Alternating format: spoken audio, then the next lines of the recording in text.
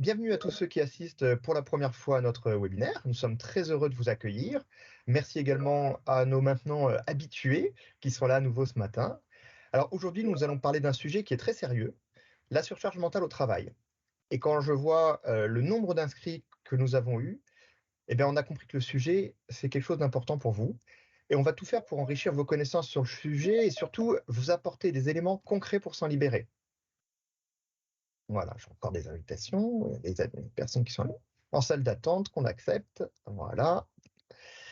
Donc pour en parler aujourd'hui, j'ai demandé à Lionel Pasco, qui est peut-être avec nous. Il est expert en management, il est le fondateur de Perphony, il est expert en gestion du changement et il est très au fait de tous les sujets qui sont liés notamment à la charge mentale au travail. On va commencer par le commencement. Tout d'abord, Lionel.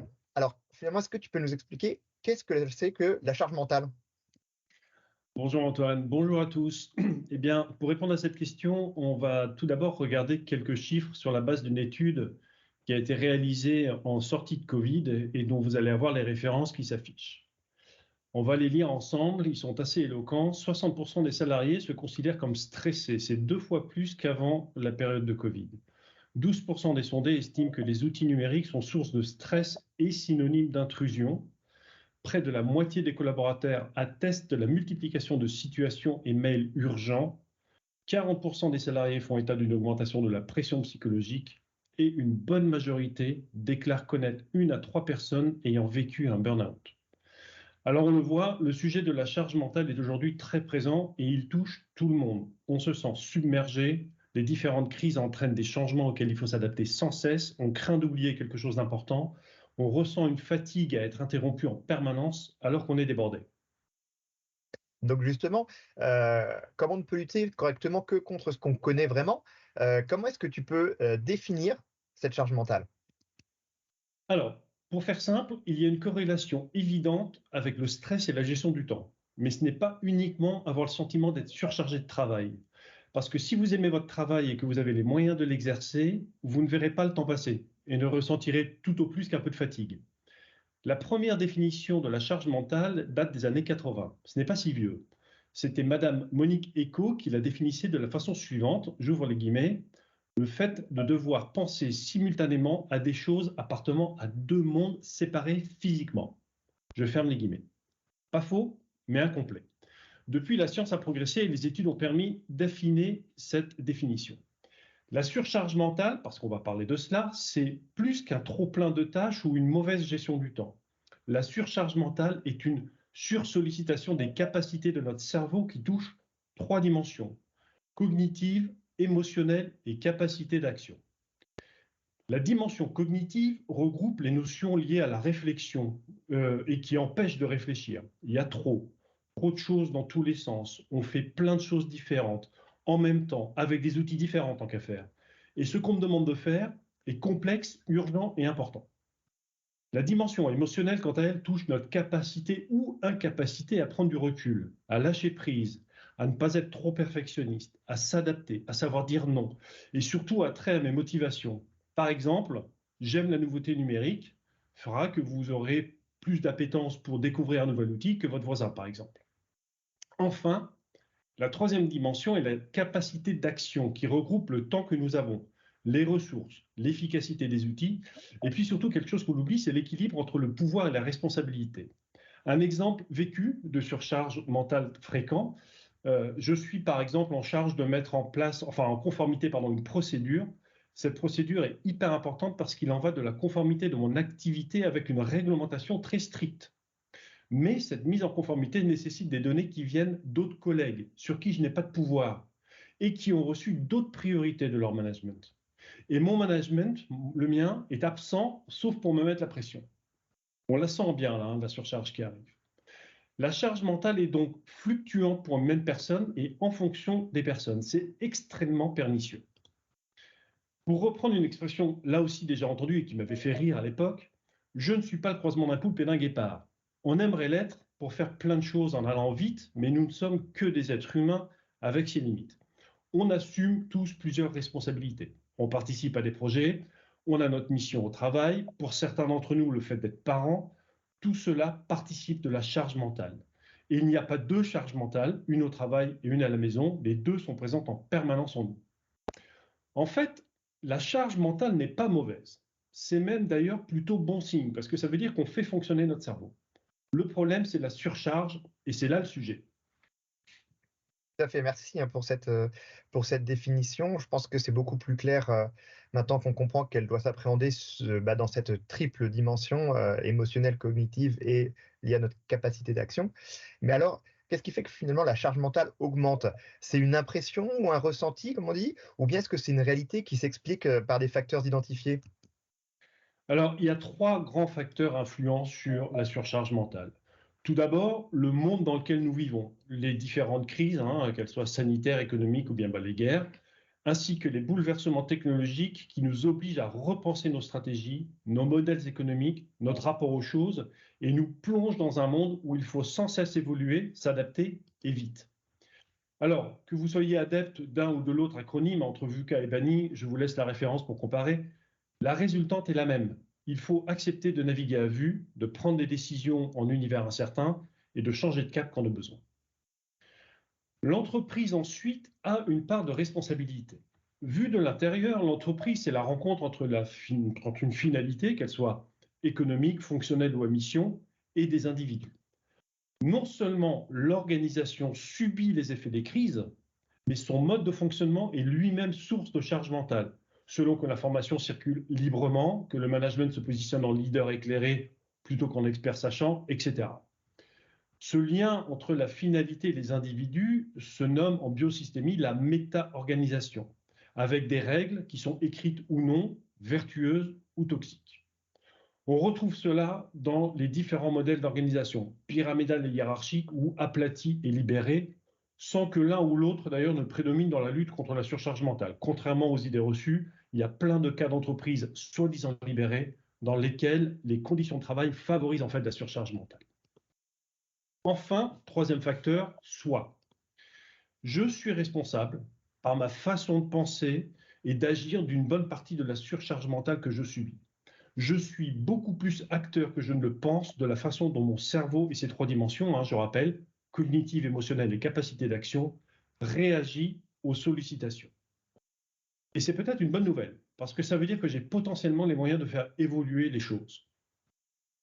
Et donc au milieu de ces différents facteurs, comment sait-on si on est en surcharge mentale et quels en sont les risques? Les symptômes sont assez connus. Et si nous sommes parfois fatigués ou stressés, cela ne veut pas nécessairement dire que nous sommes en surcharge mentale. Mais la fréquence, la profondeur et surtout le mix de ces symptômes doit alerter. Surtout que quand on est en surcharge mentale, on est moins bon. Il faut donc savoir les déceler tôt parce que passé un moment, nous ne sommes plus capables de le faire. Après les symptômes, viennent les risques qui sont associés à la surcharge mentale. Et là, ça peut aller très loin. Les risques et conséquences sont d'abord pour soi. Comme je l'ai dit, on devient moins bon, on perd sa confiance en soi, on n'est plus motivé, on implose, c'est le burn-out, ou on explose, on devient agressif, on rentre en dépression, parfois insidieusement ou brutalement. Ensuite, pour l'entreprise, retenez ça, les gens en surcharge ne voient plus rien, littéralement, et ça touche tous les niveaux. Ils deviennent inaptes à prendre une bonne décision, la performance se dégrade, l'engagement des collaborateurs se détend, les arrêts maladie se multiplient. D'accord, on commence à mieux cerner les contours et les effets de cette surcharge mentale, aussi bien sur les individus que sur les organisations. Et je pense que c'est le moment maintenant que beaucoup de participants attendent. Finalement, quels conseils peut-on donner pour s'en prémunir? Et oui, tu as raison Antoine, il vaut mieux s'en prémunir. Et si la charge mentale est complexe à appréhender, il existe néanmoins des principes simples à appliquer et qui fonctionnent. Mais avant cela, je voudrais passer un petit peu de temps sur une chose fondamentale, sans quoi aucun progrès ne pourrait être fait. Nous sommes des êtres vivants du genre mammifère. Nous ne sommes pas des super-héros. Il nous arrive parfois de nous transcender, mais ça ne dure jamais. La notion de performance permanente est un leurre. On perd 30% de productivité à vouloir fonctionner en multitâche. Et ça, c'est sans compter la fatigue. Tiens, un exemple, pour ceux qui sont sceptiques, parce que je sais qu'il y a des irréductibles. Tout le monde connaît l'alphabet, et c'est récité très vite, A, B, C, D, etc., jusqu'à X, Y, Z. Et tout le monde sait aussi compter rapidement jusqu'à 26. Très bien, maintenant faites l'exercice de compter les deux listes en même temps, ce qui revient à faire du multitâche, c'est-à-dire 1A, 2B, 3C, 4D, 5E, 6F, 7G, 8H, etc. jusqu'à 24X, 25Y et 26Z. On n'y arrive pas facilement. Quand on y arrive, on y a mis du temps et ceux qui y arrivent ont consommé pas mal d'énergie. Les seules fois où on pense savoir gérer du multitâche, c'est quand une des tâches fait appel aux ressources cognitives et une seule, et que l'autre est est effectuée en mode automatique. Par exemple, je suis tout à fait capable de discuter de la meilleure stratégie pour mettre en place un changement et refaire mon lacet de chaussures en même temps. Mais sinon, non, ce n'est pas possible. Autre information essentielle avant d'aller plus loin, 90% des ressources de tout organisme vivant sont dédiées au maintien des constantes vitales. C'est le principe d'homéostasie. Ce qui veut dire que ça laisse 10% de ressources pour la nouveauté, les projets, les changements. Une surcharge mentale peut nous mettre rapidement dans le rouge au-delà de 100%, ne laissant radicalement aucune place pour les évolutions nécessaires, dans un monde qui pourtant exige des évolutions de plus en plus profondes et fréquentes. Et enfin, en termes d'organisation et de biosystémie, on dit qu'un système efficace verrait 80% de notre temps alloué à des tâches à valeur ajoutée et 20% sur de l'échange d'informations. Donc, ceci étant dit, je reviens à ma question. Alors oui, ceci étant dit, tout comme nous faisons attention à notre hygiène de vie, il faut prêter attention à notre hygiène de travail.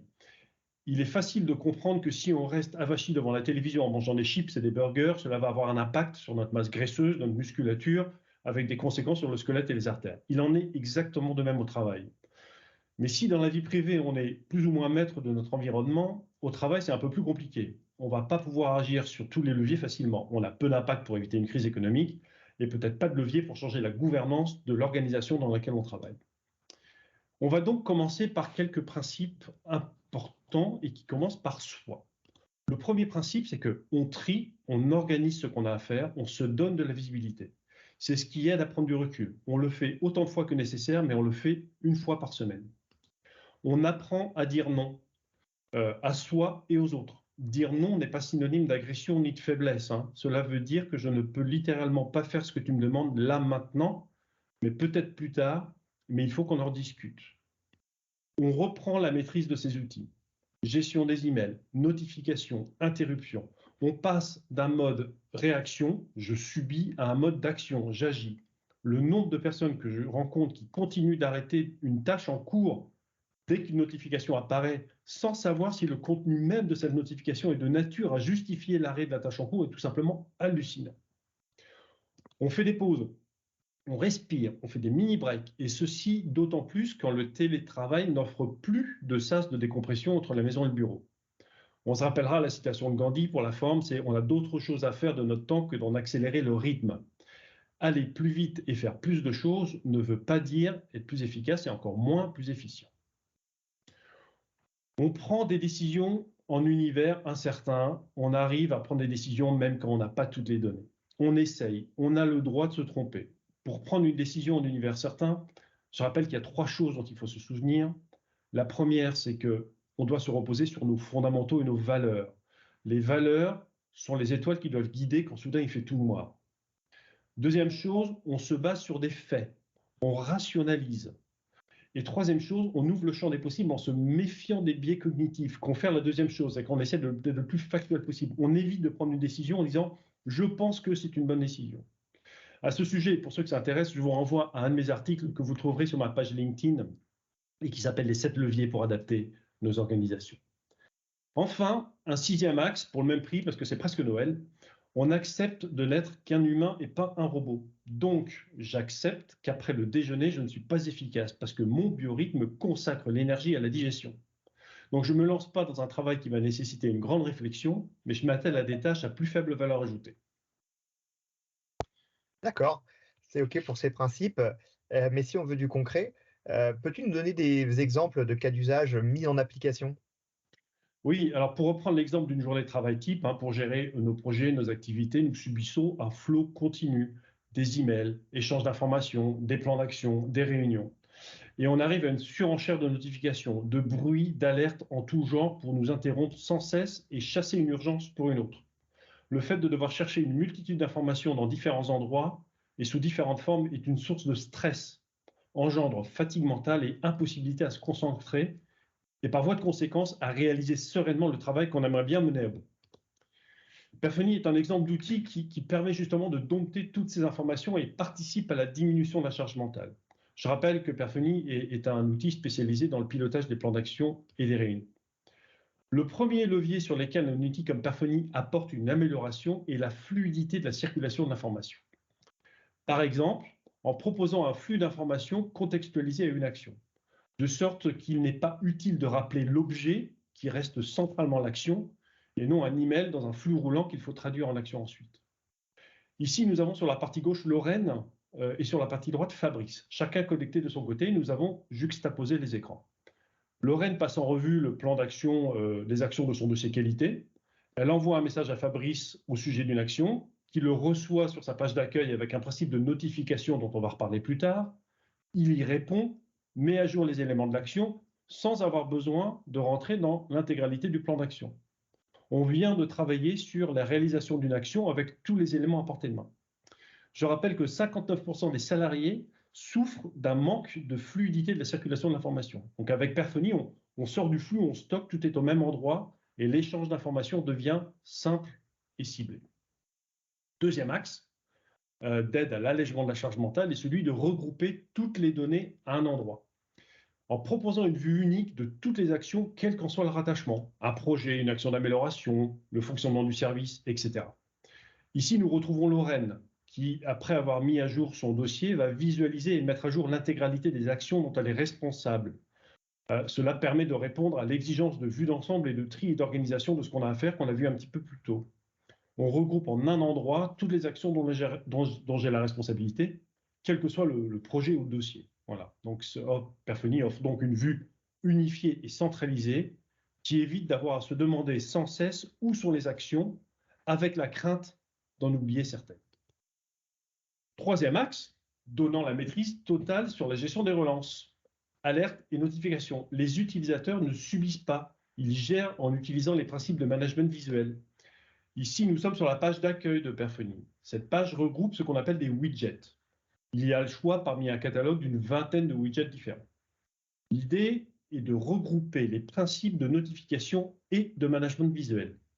Perphony vous pousse un signal clair, charge à chacun d'aller cliquer sur le signal qu'il veut pour voir s'afficher le détail. On peut donc cibler les notifications qui nous semblent opportunes. Dans cet exemple, on peut en quelques clics valider la réalisation des actions faites par d'autres et ainsi alléger et mettre à jour automatiquement les plans d'action et par là même remercier également pour le travail effectué. Dernier axe, enfin surtout en proposant ce qu'on appelle une ergonomie cognitive, c'est-à-dire que l'outil est fiable et pensé pour les usages. On sait où sont les informations, on sait que ça fonctionne. On a juste à se souvenir du chemin pour aller à l'information. On sait qu'elle va être là. On se débarrasse de la charge mentale de devoir se souvenir où sont les informations. C'est comme pour les numéros de téléphone. On ne les retient plus aujourd'hui. On a retenu le chemin pour y accéder et cela fonctionne très bien. Dans Perphony, c'est pareil. Il y a un bouton pour mes actions, un bouton pour mes dossiers dans lesquels je sais retrouver toutes les informations complètes de mon projet, un pour les réunions, etc. On réserve notre bande passante et notre énergie pour les tâches à valeur ajoutée. Merci Lionel. J'ajoute quand même pour tous les participants que là, on prend l'exemple de Perphony, car bien évidemment, les principes sur lesquels que tu nous as présentés tout à l'heure, les principes édictés, nous guident dans le développement de l'application, mais ces cas d'usage peuvent certainement être mis en œuvre avec d'autres outils. Pour ce qui est important pour nous aujourd'hui, ce n'est pas le choix de l'outil lui-même, c'est bien la démarche. En fait, ce qui est important, c'est le refus de la fatalité ou de l'immobilisme face à la surcharge mentale. C'est ça ce qu'on souhaite vraiment, le message que l'on souhaite passer. Donc Lionel, moi j'ai une question encore, c'est la mise en place d'un outil comme Perphony ou d'un autre outil, hein, ok, ça va faire gagner du temps, ça fait gagner de la respiration, etc., etc. Mais comme tout changement, ça ajoute au stress, non? Il y a là, Antoine, effectivement, un grand paradoxe. On a vu que Perphony permet de lutter contre la surcharge mentale à l'usage, mais la mise en place de tout changement demande un petit peu d'effort. Donc il faut accepter d'investir un peu de temps pour gagner ensuite. D'une façon générale, l'installation de tout outil ou changement doit répondre à deux règles aujourd'hui, souplesse et sur-mesure. On fera peut-être un webinaire d'ailleurs dédié à cette gestion du changement. Mais il y a deux grands principes La mise en place doit suivre une méthode qui va garantir le respect des étapes et les jalons du changement. Nous les connaissons tous maintenant. La deuxième chose très importante, c'est que euh, tout du long de la mise en place, tout du long du changement, il faut que la démonstration soit faite que la réponse à vos besoins est comprise et prise en compte. À titre d'exemple, chez Perfuny, nous garantissons une mise en place efficiente par le travail combiné d'un consultant qui va vous accompagner dans les étapes du changement et d'un formateur disponible 24 heures sur 24. Ce formateur, j'ai le plaisir de vous le présenter, il s'appelle Perfuny Training. Perfuny Training, c'est l'espace d'auto-formation au fonctionnement de Perfuny. L'accès de la plateforme se fait directement depuis votre propre espace Perfuny, sans login ni mot de passe supplémentaire, donc il n'y a pas d'alourdissement de la charge mentale, et permet à son rythme de suivre les mini-formations sous format vidéo de 1 à 3 minutes et dont la progression sera reprise sur le profil dans Perfuny, comme on le verra après, avec une étoile qui va venir s'ajouter sur le widget. Il y a 3 modules au total regroupant une bonne trentaine de vidéos dont l'ensemble dure 1h30. On peut donc adapter sa prise en main de l'outil à son rythme et non l'inverse, ce qui permet d'acquérir des connaissances en évitant la surcharge mentale. Merci beaucoup, Lionel, pour toutes ces explications. Moi, je trouvais que c'était très clair. J'espère que tous ces éléments d'information seront profitables pour nos participants. Il nous reste quelques minutes, donc on va pouvoir peut-être prendre 2 ou 3 questions que vous pouvez maintenant poser dans le fil de discussion du webinaire. Et pour ceux qui souhaitent une réponse plus personnelle ou plus personnalisée, n'hésitez pas à les adresser directement à Lionel par email sur sa boîte mail l.pasquet@perfuny.com. On est toujours heureux de pouvoir poursuivre la réflexion à la fin et après le webinaire. Donc, hop, je vais me rendre dans la zone de chat. Donc, oula, il y a eu plein de pouces, sont parfaits, tout est OK, mais il n'y a pas de questions pour le moment. Bon, je serais ravi d'y répondre après derrière aux différentes questions. Vous pouvez me contacter, vous avez mes coordonnées. Bon, personne. On va prendre ça comme un compliment, on va se dire que c'est la preuve que c'était parfaitement clair. Très bien. D'accord, bon. Bah écoute, Lionel, peut-être tu souhaites ajouter un dernier mot? Oui, merci Antoine. Je voudrais remercier les contributeurs à ce webinaire. Tout d'abord, Karine Pasco et Michel Abitboul qui offrent tous deux un conseil aux entreprises alliant connaissance du fonctionnement du cerveau et performance opérationnelle qui est très puissant. On leur doit les études et les chiffres qui ont été vus ensemble. Et merci également à Jonathan Blois pour son aide précieuse dans la sélection des cas d'usage de la solution Perfuny qui permet de diminuer la charge mentale. Et bien entendu, à vous tous, je vous remercie de votre attention. Bah voilà, notre webinaire va toucher à sa fin donc. Alors pour répondre à une question qui a été posée sur le fil, oui, la présentation va vous être envoyée. Vous allez recevoir un email qui va regrouper donc le lien vers le replay. Vous pourrez donc accéder également à la présentation.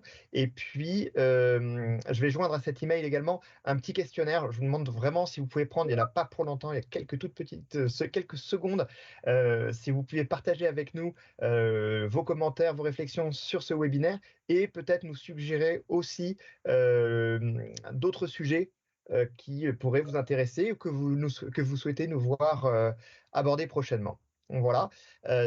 Alors, un dernier point, Alain Jada, c'est que nous sommes invités, cette fois-ci, c'est pas nous qui organisons, nous sommes invités par EOSEN. Donc, je profite pour vous indiquer que le 5 janvier prochain, le webinaire portera sur la méthode RIDA et le sujet sera comment se libérer d'Excel pour améliorer ses plans d'action.